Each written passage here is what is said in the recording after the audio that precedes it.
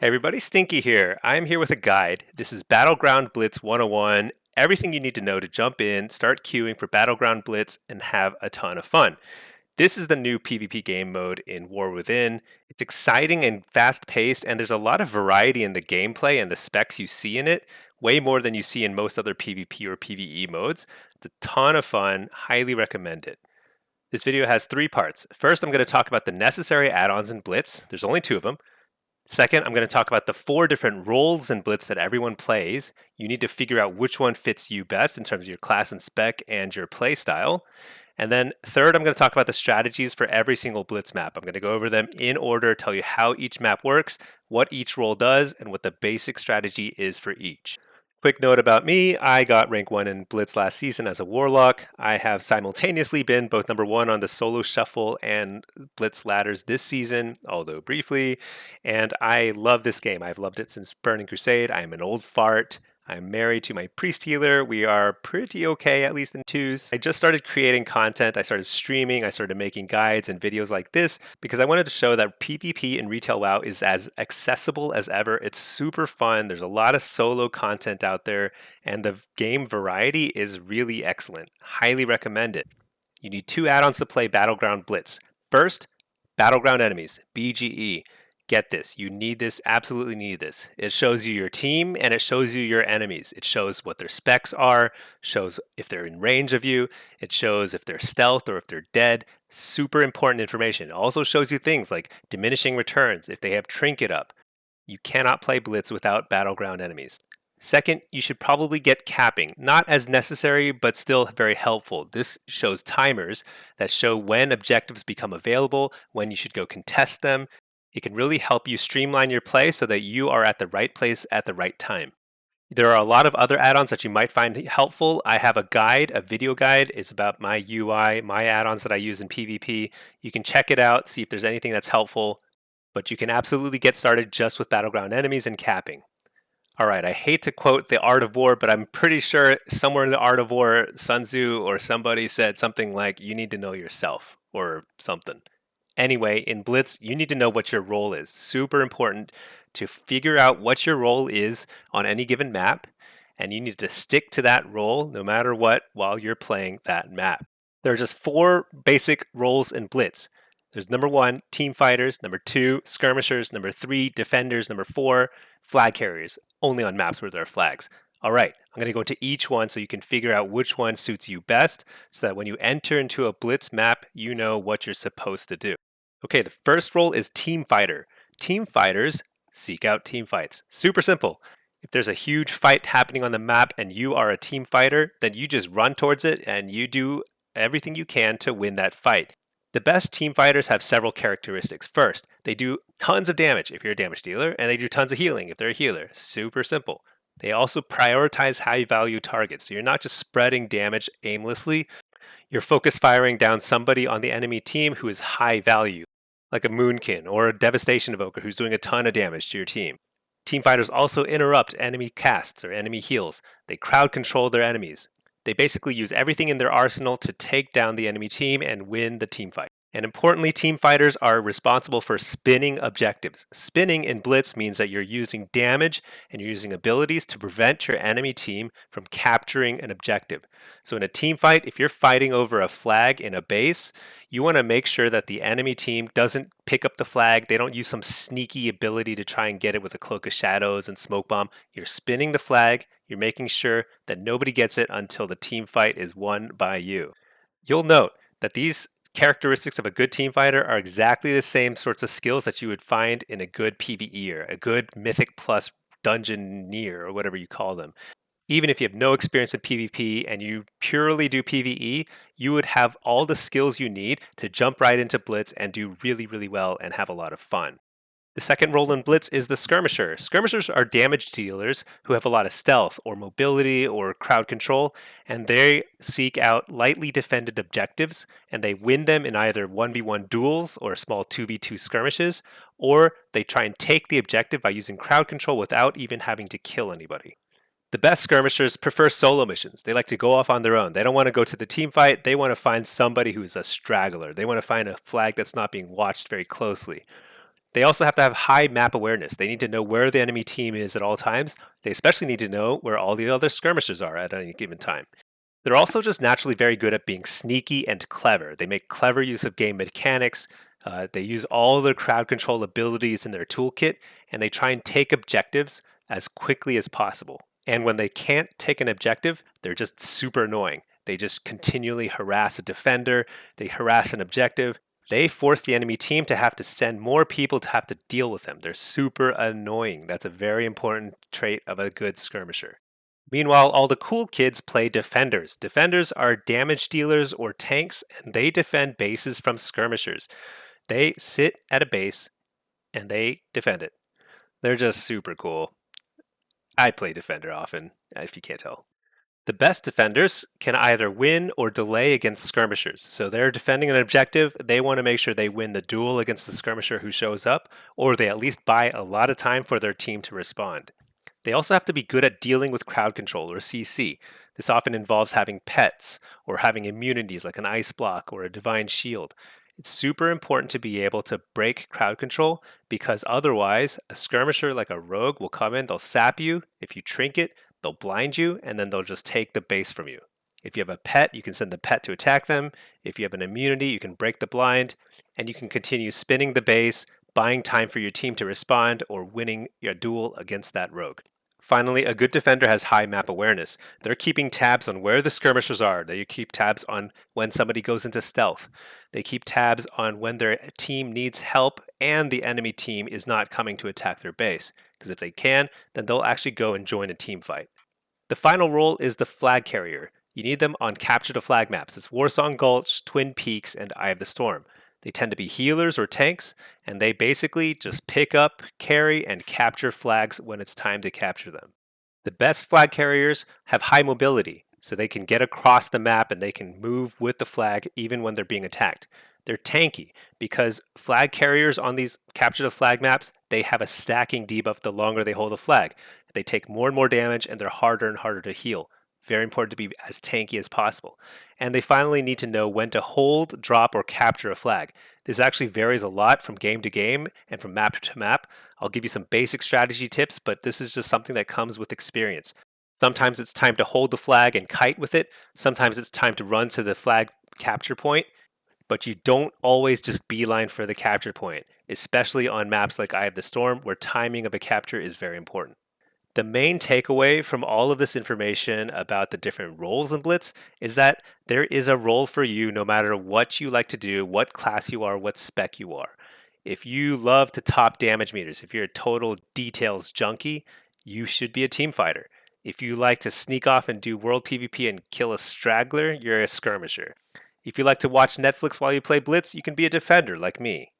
I believe it was Sun Tzu who said in Ratatouille that anyone can PvP, anyone can Blitz. Especially if you watch my stream at twitch.tv/smellystinky, you can get all the tips, you can learn from all the high-rated Blitz arena and solo shuffle and all that nonsense that I do with fishing dailies and things like that. Yeah. Okay, now let's go over every single Blitz map. There are 9 of them, so this is a long section. There's a ton of information here, but it's all very important. I'm going to tell you 3 things about each Blitz map. First, how to win it, what the basic rules are, what happens in it, okay? Second, what the basic strategy is. Now, caveat, this is a basic strategy that I'm going to give you, and as you get better at Blitz, you're going to find ways to deviate from the strategy, get creative, and that's actually one of the most exciting things you can do as you get better. But if you're a beginner, if you're just jumping into Blitz, I would stick to the basic strategy. Third, I'm going to give you some tips and tricks on each map so that you can improve your chances of winning. Okay, first up is Battle for Gilneas. This is a 3-node map, and there's a lot of both skirmisher activity as well as one huge team fight. The way this map works is that there are 3 nodes and they all start in a neutral position initially. The alliance starts near the lighthouse, the horde starts near the mines, and everyone is equidistant from waterworks. So the way this plays out is that the alliance will capture the lighthouse at the start, horde will capture mines at the start, and both teams will converge at the waterworks for a big team fight over that third base. The win condition is to get to 1500 points as quickly as possible. Now, the way you get points is by holding a base, you generate points. And if you have more bases, you generate even more points. So, with the Alliance starting at Lighthouse and the Horde starting at Mines, both teams are generating points near the start of the game.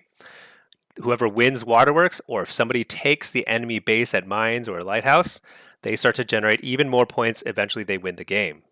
The basic strategy for Gilneas: each team identifies one defender to sit at Lighthouse if they're Alliance, to sit at Mines if they're Horde. Second, everybody else goes to team fight at the Waterworks. Both healers and all the other DPS, they run straight for the Waterworks and they fight there and they try and win that fight. It's going to be a massive team fight, 6 versus 6, 7 versus 7. But what makes things exciting is that if your team has somebody who might be a good skirmisher, such as a rogue, hunter, mage, ret, somebody who can go and duel the enemy defender, then you might send them right at the start to try and take the enemy's original base. So if you're a horde, you might send your skirmisher straight to the lighthouse to try and take it. And if they win it, then that's a huge advantage for your team because now you control both lighthouse and mines, and you're definitely generating more points than your opponents. However, this can be risky because if you send a skirmisher to the lighthouse and the lighthouse defender wins that duel, your team has a numbers disadvantage at Waterworks, making it more likely that your team is going to lose that team fight. All right, tips and tricks. Your team should err on the side of sending everybody to Waterworks other than the defender. This is way safer than sending somebody who is a mediocre skirmisher to try and take the base. For example, I see this with warriors all the time. Warriors love to try and solo take a base. Never going to happen. Not against a good defender. They're way more useful during the team fight at Waterworks. Second, defenders need to watch for stealth and watch for incoming, and they need to call it out as soon as possible so that their team can respond. Third, the team should always have one or two people who are identified at the start of the game to peel for the defender. Peeling in Blitz means that when a defender says, I need help, and if somebody's coming, then they are the ones who drop combat as quickly as possible, get back to their base, and help defend against the skirmisher. Finally, if your team does take 2 bases, you need to defend each of those bases with at least 2 damage dealers at any given time. Basically, if you're one of the last 2 DPSers at a node that your team has just taken, you need to stay there. You're now the defender there. The flip side of this is that if you're a healer, you're never a defender on this map. Healers should always match the enemy healers. So if your team takes 2 nodes, healers should float between the 2 nodes that your team controls and make sure that they're at the biggest fight and always healing. They're never just sitting idle. Okay, I have the Storm. This one's pretty different than the regular Battleground version. In Blitz, there's only 2 active bases at any given time. It's pretty crazy. Alliance starts near Draenei Ruins, and Horde starts near Fellreaver. Mage Tower and Blood Elf Tower are not active at the start of the game, so don't run there. The objective is to get to 1500 points, and you get points in 2 ways. By holding a base, you generate points. If you hold 2 bases, you generate points even faster. And the second way is the flag. There's a flag in the center of the map, and by capturing it at a base that you control, you can only capture it at a base you control, then you get 175 points. If you control 2 bases, you get 250 points. But the crazy part is that when the flag is captured, it deactivates all bases and resets the map and makes the other 2 bases that were inactive the new active bases. So, at the start of the game, Alliance takes Draenei, Horde takes Fellreaver. If one team then captures the flag, they'll get 175 points, and then all the bases are deactivated. And then after a few seconds, anybody can capture Blood Elf Tower or Mage Tower because those are the 2 new active bases. Draenei and Fellreaver become inactive, you can't capture them. And after a while, the flag will respawn in the center of the map. Anybody can pick it up and take it to their base that they control and get another 175 points. So the basic strategy, same as in Gilneas.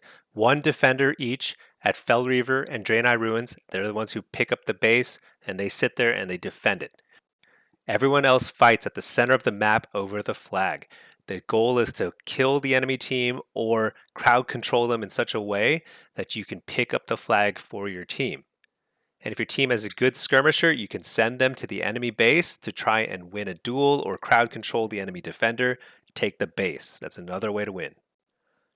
Tips and tricks. First, if your team does pick up the flag in the center by winning the team fight over the flag, they should hold the flag with their best flag carrier near the graveyard of the base that they control. This will make it easier to defend, easier to keep the enemy team from taking the flag back. Second, you should only capture the flag when your team is ready. Now, the default strategy is to simply hold the flag until your team has 1325 points. If it's a tie game and you're at 1325 points and you capture the flag, you get 175, that takes it to 1500, you win instantly. However, it becomes harder and harder to hold the flag because there's a stacking debuff. Your flag carrier will take more and more damage to the point where they can get one shot by a rogue out of stealth. Very dangerous to hold it for too long. But generally speaking, it is still better to hold the flag as long as possible unless there's a really good opportunity to capture the flag, such as if your team wipes the enemy team and they're all dead and they're still respawning. Or sometimes your team is simply in position and they're ready to fight over the next two bases that become active. Now, if your team loses the fight in mid at the start of the game, it's not the end of the game. The enemy team will have the flag, sure, but they're getting a stacking debuff on their flag carrier. It's harder and harder for them to hold it. You want to organize your offense, get all together, go in together, don't just trickle in one at a time, and you want to try and kill the enemy flag carrier, take the flag back, and either do one of two things. Either run it all the way back to your base so that you have control of the flag and you can capture it at 1325 points, or you want to reset the flag. If you can't get all the way back, you'll just jump over the edge with the flag. It'll reset after a while. It'll respawn in the center. This gives you another chance to try and win that team fight.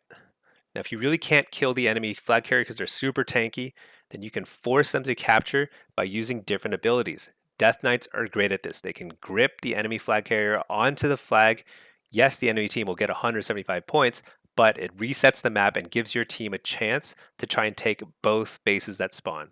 A lot of classes can do this too. Mages, druids, shaman, anybody with a knockback, also warlocks with a shadow rift, they can teleport the enemy flag carrier onto the flag cap point.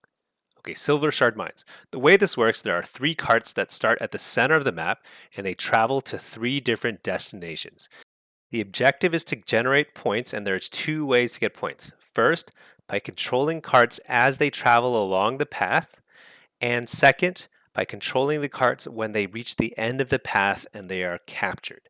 There's a lot more points when you capture, so it's very important to control carts right when they hit the end of the path. The way you control the cart, you don't have to click anything like a node in Battle for Gilneas. You just have to be close to the cart.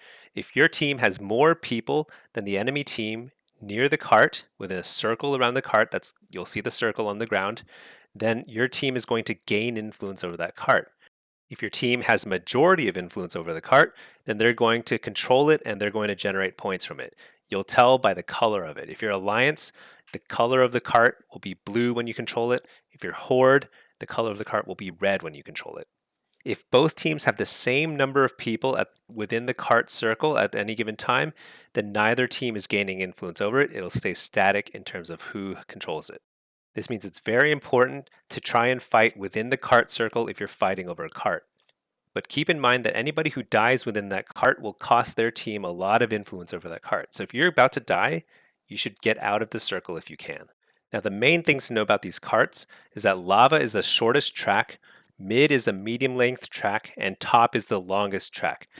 This means that lava will generate the most points throughout the game because you get a lot of points every time it captures. It's going to capture more frequently than the top track and the mid tracks.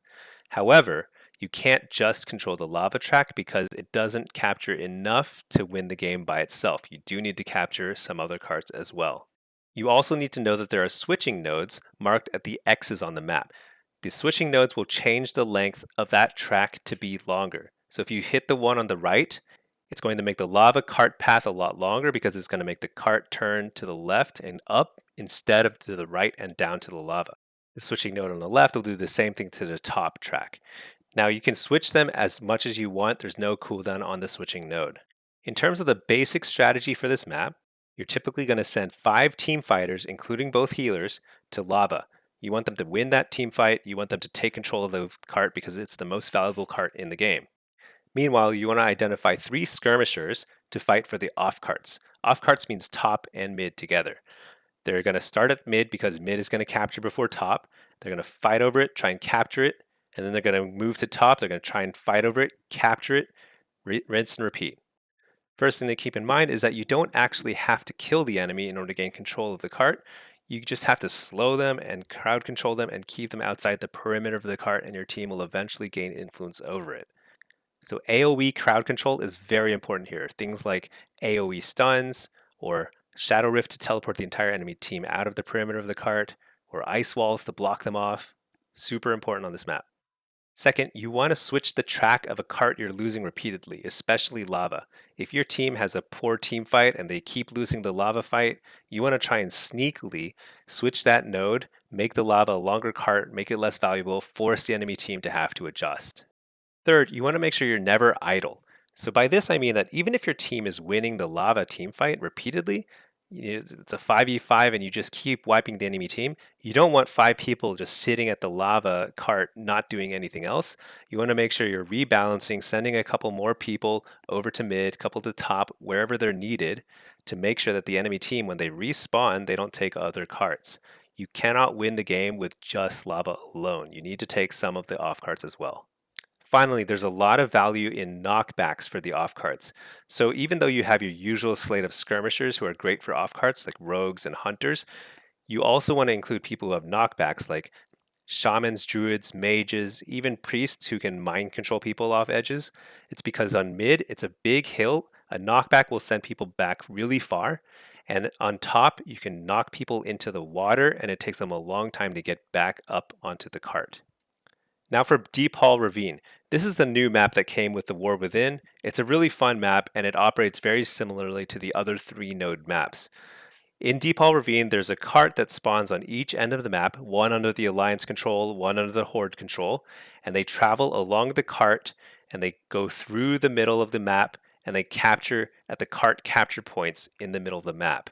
Similar to Silvershard Mines, you gain points as you control a cart as it travels along the path, and you gain control of the cart in the same way by having a majority influence over it by staying within the perimeter. But there's also a second way to gain points, and that's to capture the flag that spawns in the very center of the map. It's actually a crystal, I think, but let's just call it a flag. Anyway, you want to fight over it, you want to pick it up, and you want to capture it. And unlike Eye of the Storm, you want to capture it as frequently as possible. You get points, you get the buff, and there's no drawback in terms of it resetting the map. Now, what's not very intuitive about it is that you can capture the flag on either side of the map. There's 2 capture points, one near the Horde base, one near the Alliance base. And if you have the flag, you can capture it at either point. Just pick the one that seems the safest to you. One more thing to know is that you can traverse the map very quickly from one side to the other using the carts that you interact with. They shoot straight across from one side to the other, so you can try and make a play on the other side of the map. The basic strategy, send everybody to the middle to team fight, try and control the middle, try and control the flag. Now, if you have a really good skirmisher, you can try and send them to the enemy cart. And if you have a really good defender, they should watch the cart in case the skirmisher is coming and somebody's stealth. But otherwise, just send everybody middle, try and win that fight. The reason why the middle is so important is because even though you want to control your carts and you want to take the enemy carts, both carts will eventually pass through the middle area before they capture at the center. So it's really important to control the middle because you not only have the flag that's worth a lot of points, but you can also pivot and take whichever cart passes through as well. Tips and tricks. The first is that anybody can take the flag. This is not like Warsong Gulch or Twin Peaks. So it doesn't matter what class or spec you are. If you see an opportunity to grab the flag because nobody's paying attention to it, do it. Just grab it and run with it. And I don't know what it is about this map, but for some reason, it is very easy to take the flag because people are just not paying attention to it. I think it's very distracting trying to stay within the carts and fight over the mid at the same time. So sometimes, even if there's a big team fight, you can sneakily grab the flag and you can run off with it, capture the flag, get a lot of points for your team. The second big point to keep in mind is that the carts respawn soon after they're captured at the places where they started in the first place. They spawn near each base, and you can quickly reposition and try and take the enemy cart. You want to make sure you're defending your cart. Don't forget about that. Often people will be stuck in the middle where the carts were just captured and where the flag is still sitting. So there's a lot of opportunity for skirmishers to steal a cart at that point and for defenders to make a big play and prevent skirmishers from doing that. So Arathi Basin plays very differently than the 3 node maps. and you'll see why very quickly. In Arathi Basin, Alliance starts near stables, Horde starts near farm, and then there's 3 equidistant bases. There's Lumbermill way up on a hill, there's Blacksmith in the center on an island, and then there's Gold Mine way down in the is that a pit? I guess it's a pit. Anyway, your team wants to take as many of these bases as possible as frequently as possible. Your goal in Arathi Basin is to get to 1500 points first. The way you get points is by taking control of nodes. You control a node by right-clicking or interacting with the flag at the node, and then, after a while, you gain control of it, and it'll go into a locked state. Once locked, the node is going to generate points for your team, and it cannot be recaptured by anybody else while it's locked. However, it doesn't stay locked forever. It will unlock after a certain period of time, and anybody can capture it again at that point. This means that you have to keep an eye on bases, keep track of when they're going to unlock, and make sure you're fighting over them and taking control of them as quickly as you can after they unlock. The basic strategy in Arathi Basin: 2 people go to Blacksmith, a healer and DPS. 2 people go to Lumbermill, a healer DPS. 1 defender picks up the stables or farm and then heads straight to Gold Mine, while the rest of your team goes over to Gold Mine to have a fight there. It's going to be a 3 versus 3 or a 4 versus 4. Now, if you've played normal Battlegrounds and you've played Arathi Basin before, this might seem counterintuitive. You normally have a huge fight at Blacksmith or a huge fight at the Lumbermill. But it's very different in Blitz because it's only an 8 versus 8 and not a 15 versus 15. In a normal Battleground, you can send 3 or 4 people to every single node and fight over them, no problem. In Blitz, if you sent 4 people to a node, that means you have only 4 people to fight over the rest of the map, and there are 4 other nodes on the map, which means you have to be very smart about who you send where, and you want to send the minimum needed to any particular node. The reason why 1 healer, 1 DPS combo works so well at Blacksmith and Lumbermill is because they can spin for a very long time, even if they're outnumbered. If the enemy team sends 3 people to Blacksmith and you send only 2, but they're a healer DPS, the 2 people have an advantage in the sense that they can spin for a long time. It's very hard for 3 people to kill them, quickly at least, and this creates a numbers advantage for the team that sent fewer people to that node, because around the rest of the map there's equally important nodes, and you want to have more people running around grabbing stuff as it spawns. Tips and tricks. Skirmishers play a super important role in Arathi Basin because there's only 8 people and there are 5 nodes, so every single node is going to be lightly defended. A skirmisher can make a big difference by taking stables or farm of the enemy team, and they can also swing a fight at Lumbermill or Blacksmith by joining it quickly, doing some damage, doing some crowd control, and then moving on and trying to find another objective. Second, you want to send classes to the Lumbermill that either have knockbacks of their own or that can deal with knockbacks. So you want to send things like evokers, mages, shaman, druids, anybody who can send people off the edge at Lumbermill because it'll kill them. And you want to send classes that can deal with knockbacks like warlocks and monks who can teleport back to the edge. And third, this map gets more and more chaotic the longer it goes on because nodes will be respawning and nodes will be captured over and over again.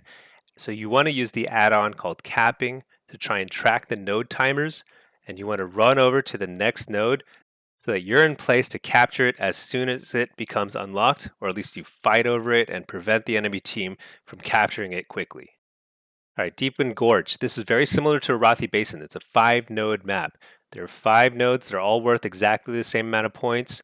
You want to capture them for as long as possible. The flags work the same as Arathi Basin in that you can capture it, and after a time, it'll become locked. It'll generate points for your team, and then it'll become unlocked, and anybody can capture it again. The basic strategy is you send 1 heal, 1 DPS to market. This is very similar to Blacksmith and Arathi Basin. They're just there to spin it, prevent the other team from taking it, try to win it if they can. Then you send 1 defender to sit each starting base. So if you're Alliance, you send 1 person to Shrine, 1 person to Farm. If you're Horde, you send 1 person to Quarry, 1 person to Ruins. These tend to be defenders. Third, you send 2 damage dealers to the bottom of the map. So you might, if you're Horde, you'll send 2 damage dealers straight to Shrine. Or if you're Alliance, you'll send 2 damage dealers straight to Ruins. Fourth, you're going to send 1 heal and 1 DPS to the top side of the map. So if you have Horde, you're going to send the healer and DPS straight to Farm. If you're Alliance, you're going to send your healer DPS straight to Quarry. So it's all pretty spread out, and they're going to have to adjust. That's just a starting point. After that, they're going to be fighting at different nodes all throughout the game. It gets a little bit chaotic, so it's very important, again, to use capping to keep track of which bases are becoming active because you want to be contesting every single node that becomes active. Second, your top and bottom teams. So if you have a healer DPS fighting over a query and your alliance and it's not going well, you can swap them down to the bottom, down to fight over ruins and shrine, see if that works for your team. On the fly adaptation can be really powerful on this map because it's so spread out. There's a lot of different opportunities. If something isn't working for your team, mix it up, you can fix it. Third, there's a buff at Shrine and Market that are super powerful. They reset all of your cooldowns. So you can use your defensive cooldowns, you can use your most offensive cooldowns, and you get the buff, it'll reset them, you can use them all over again. This makes it very easy to win a fight, makes it a lot easier to defend these nodes. But there are other buffs that are very important, just like in any other Blitz map. There's a Berserking buff that'll increase your damage dealt. There's a Rejuve buff to get your mana and health back, and there are stealth buffs to try and sneak in and take a base from somebody else. But the market and shrine buffs on this map are unique and very, very, very powerful. Okay, Warsong Gulch. This is a classic map. This has been in the game since vanilla, and it actually operates very similarly to the regular Battlegrounds version. There's a flag that spawns in each team's base, and the goal is to get the flag from the enemy team's base and run it back to your own team's base, and you capture it where your flag spawns, and you can only capture it when the enemy team is not holding the flag. So you have to kill the enemy flag carrier and get your flag carrier to your own base. And the winner is whoever gets the 3 captures first, or whoever has the most captures before time runs out, or in the case of a tie, then whoever captured the last flag is going to win. Basic strategy, identify a flag carrier. Usually it's a healer, but it can also be a tank. You want them to be very tanky, you want them to be very mobile. Second, you identify who's on offense and who's on defense. Offense is usually going to be 1 healer plus 3 damage dealers, especially if they're highly mobile. You usually want to have a healing reduction effect, a mortal strike effect on your offense, and you want them to be very bursty. Burst damage is super important. So hunters, ferals, rogues, they're all really great on offense. On defense, you have the flag carrier, who's usually a healer, or if they're a tank, then a flag carrier plus a healer plus 2 DPS or 3 DPS, whatever rounds out to 4 people. Usually you want an even split between offense and defense, and you want 1 healer on each of the offense and each of the defense. Now your goal is simply to have your offense kill the enemy flag carrier faster than the enemy team can get through your defense and kill your flag carrier. And remember, flag carriers get a stacking debuff as time goes on, so they will take more and more damage from attackers. So that's why you don't have 2 healers on defense, because at some point the damage is unhealable. So you need your offense to be very strong. They need a healer too. Tips and tricks. Defense will usually set up on the roof of your own base if they have the ability to. And the reason is because the defenders will be able to do as much crowd control and damage as possible to the enemy offense before they can even reach your flag carrier. Second, your offense should group up before they attack. If you go in one at a time, you're going to die before you even reach the enemy flag carrier. Third, you can mix up the offense. You can have a no healer offense, especially if you have a pretty good stealth offense and they can sneak in, coordinate, and attack at the same time without being spotted by the defenders. Now, Twin Peaks is just like Warsong Gulch. It is a capture the flag map. Your flag spawns in your own base. You want to try and get the flag that spawned in the enemy base and run it all the way back to your own base while killing the enemy flag carrier. So in terms of strategy, it's the same thing. You have 1 tank or 1 healer as a flag carrier. You've got an offense that consists of a healer and some DPS. You've got a defense that consists of your healer, who's usually your flag carrier, and some DPS. You want it to be pretty evenly split. Same tips and tricks. Your defense, you want to set up on the 2nd floor of your base so that you can do as much damage and disruption to the enemy offense as possible before they can even reach your flag carrier. Second, your offense group should group up before they attack, because if they go in one at a time, it's not going to work. And third, stealth on offense is again super strong. If you've got multiple stealthers, they can go in together. They can take out the enemy flag carrier before they even know what's happening.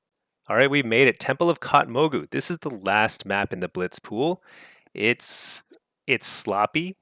It's actually horrible. It's really chaotic, very frenetic, really, really disturbing, actually, in the way that it makes people very angry. People will constantly yell at each other for not picking up orbs. It's sort of amazing. I love it. The way it works is there are four orbs. There's purple, green, orange, and blue.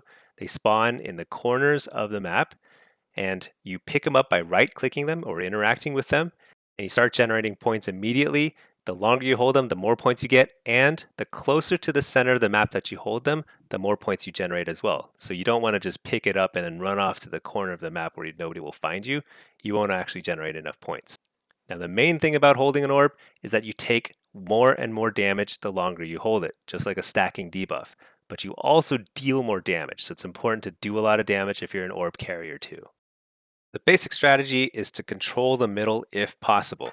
So you want to get your whole team to the middle of the map. You want your orb carriers there too because they generate more points when they're at the center of the map. And it's a lot easier for your healers to keep track of your team. And also for people, if they die on your team, they can run back and meet up with everyone in the middle. Now, the second option is to travel around the perimeter of the map together. This works really well when you have flag carriers who are very mobile and they can live for a really long time and your team just doesn't seem to have the team fight in them to win the middle. Third, high mobility DPS should constantly pick orbs. You should always be looking around to see where orbs are. If somebody on the enemy team is about to die with the orb, or even on your own team about to die with the orb, keep track of which orb that is and try to pick that up as quickly as possible so that your team is constantly generating points. Tips and tricks? Well, good luck and have fun on this map because it is chaotic. It is often a very close game. So your individual performance in terms of picking up orbs quickly and killing orb carriers quickly, it actually matters quite a lot. This is a very, very stressful map. I personally hate I hate it. I just absolutely, I mean, I love it. I'm actually not sure, to be honest. It's such a crazy map. It's in the map pool. Everyone deals with it. It is what it is. And that's it. We just covered a ton of material, but we were still only just scratching the surface. Battleground Blitz, I mean, there's a lot of depth to it once you figure out the basic strategies and start expanding on them, adapting them to your own playstyle, and getting creative. It's a lot of fun, very rewarding.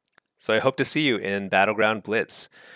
And if you have any questions, drop them in the comments. I'll try to answer them. I'm also constantly streaming high-rated Blitz as well as Solo Shuffle and Arena. You can catch me at twitch.tv/smellystinky.